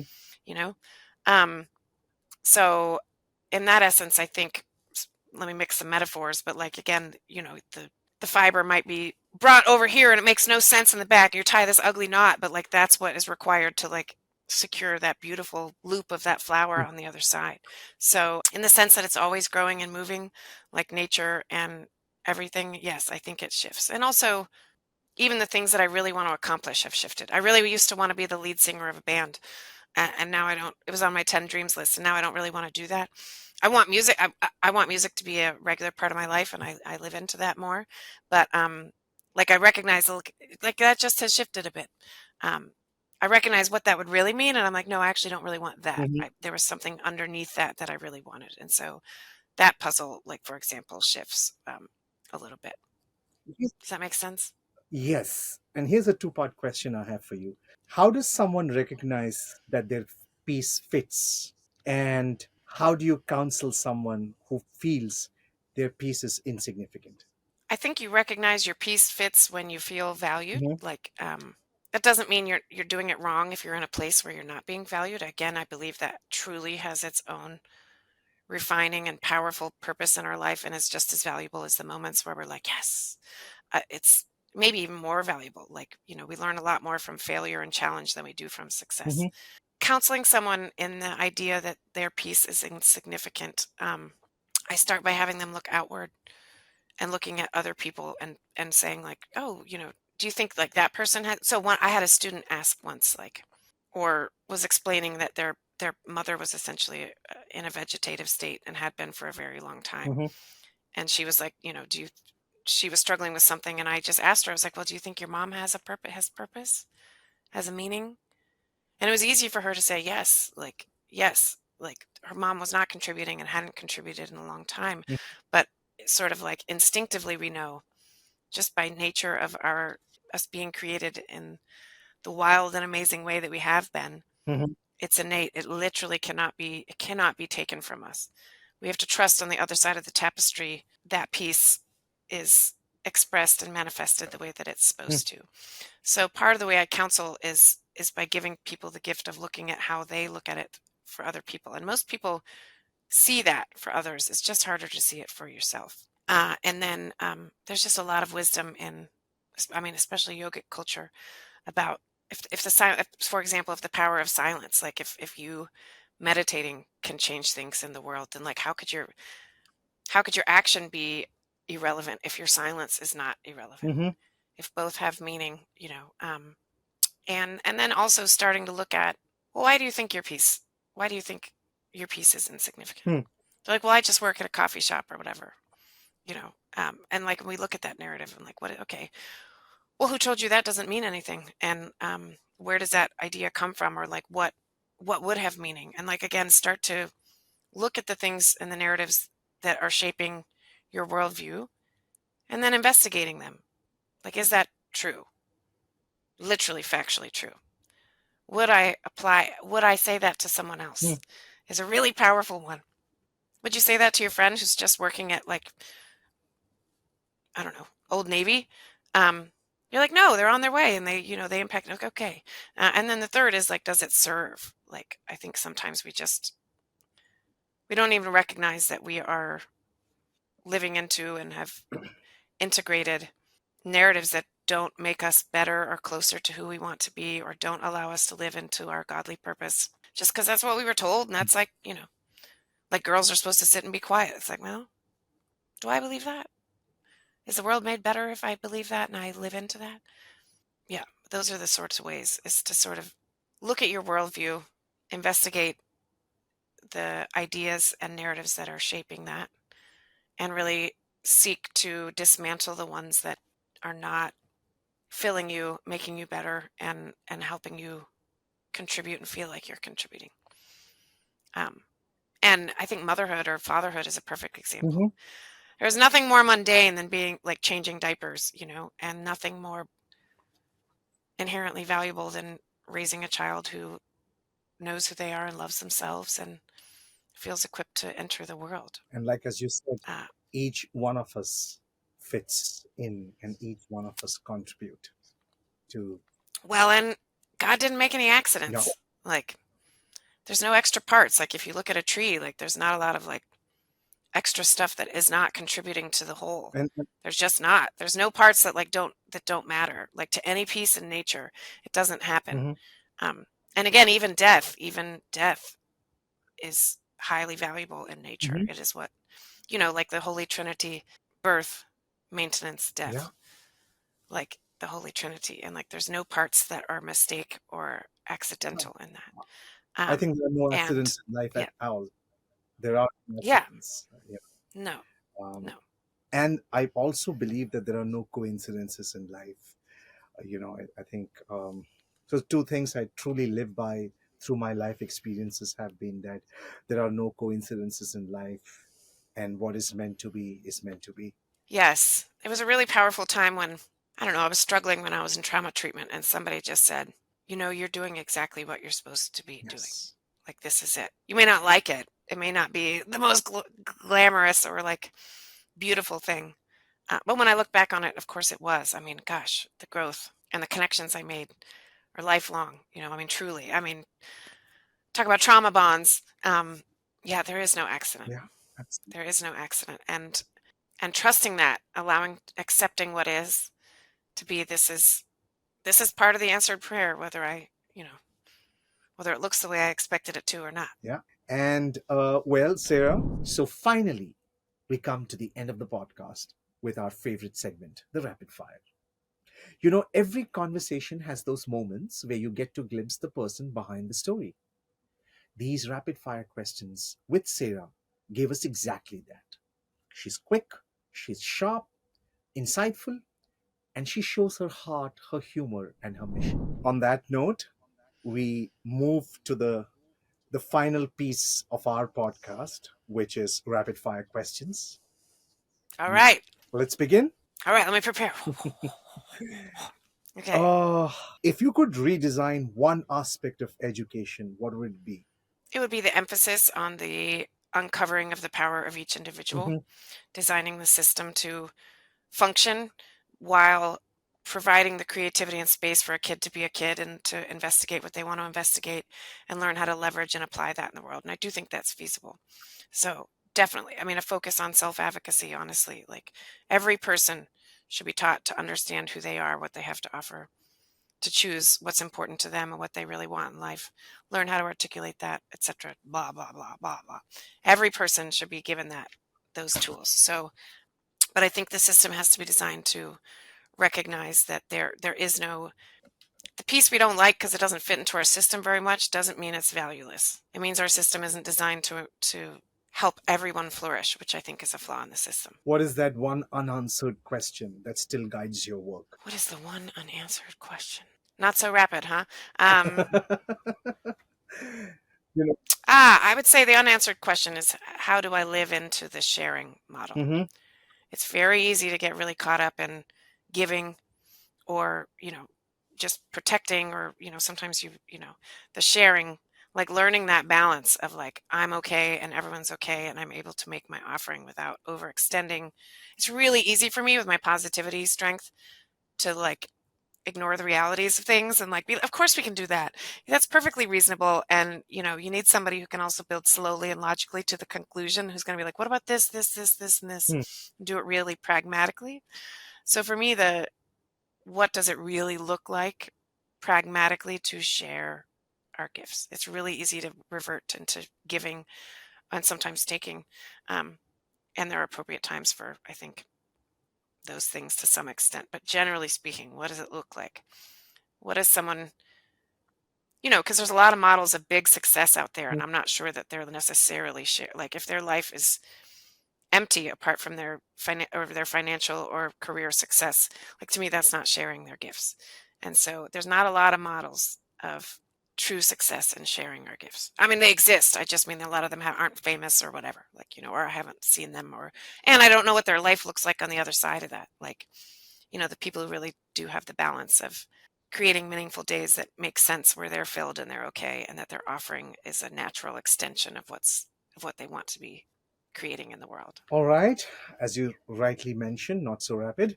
Uh, if your book could secretly appear in one unexpected place, where would you send it? Truth be told, probably people with power in high schools. Hmm. I always taught like graduate level, and honestly, by that, it's not too late, but it's late. That's late in the game Hmm. for someone to start looking at who they are and what they really want, what they're good at, because they've already made a giant financial decision, oftentimes to like go in a specific direction. Oftentimes, that is not informed by the Yeah. things that I think would be powerful. So I would think into like the hands of people that certainly I think this could even go even younger, but I think like high school is a really appropriate age that you could start to be like, you know what, I hate this class. What can I learn about myself through that or whatever, and give them the tools to learn that. So into the hands of people that work on curriculum in high schools so that we could get rid of the myth that everybody should go to college. And there's lots of people that should and lots of people that just don't need it, or that, and if you do it, you do it on purpose for your goals and your benefit, Hmm. um, rather than sort of meeting a goal that you haven't even fully clarified or really actually understand. Yeah. If I was in Sarah Carlson's shoes and I was asked that question, my response would have been I would have loved to send it to the young Sarah. I could have saved myself a lot of strife. Thank you. That is a really, yeah, yours was way outside the zone. A good, um, isn't that the truth? Yeah, I think, Younger Sarah, there's so much. yeah, yeah. I really struggled somewhere I knew innately I was talented and I had some gifts. I was also really bad at many other things. Like, you don't want me giving you directions. You do not want me building the bike. You do not want me. There's a lot of things that are very pragmatic that I've just seen other people be magnificently better at. And so it would have been very nice to learn to trust that, like, I'm okay, just as I am, I just as I am. I just Bad directions and all would have been really well, helpful. just through this conversation, I felt like answering that question on your behalf. Um, Oh, yeah. No, that's a good one. Throw that out there. Please send it to her if you get a yeah. chance. If your career had a tagline, what would it be? An absolute rapid answer, please. Claim your power, claim your There purpose. you go. What's that one ritual that keeps you grounded? Prayer. Hmm. That shifts. There's lots of ways to pray, but I do try very hard to remind myself and stay connected to the greater truths, because it's otherwise easy to get lost again in a day or the crisis or the dumb stuff. But prayer. Yeah, yeah. Because I think I keep telling this to myself and then people who are close to me. I say this, Sarah, all the time. I truly believe that my whole life is a miracle. I feel that, you know, without prayers, there is no Santosh.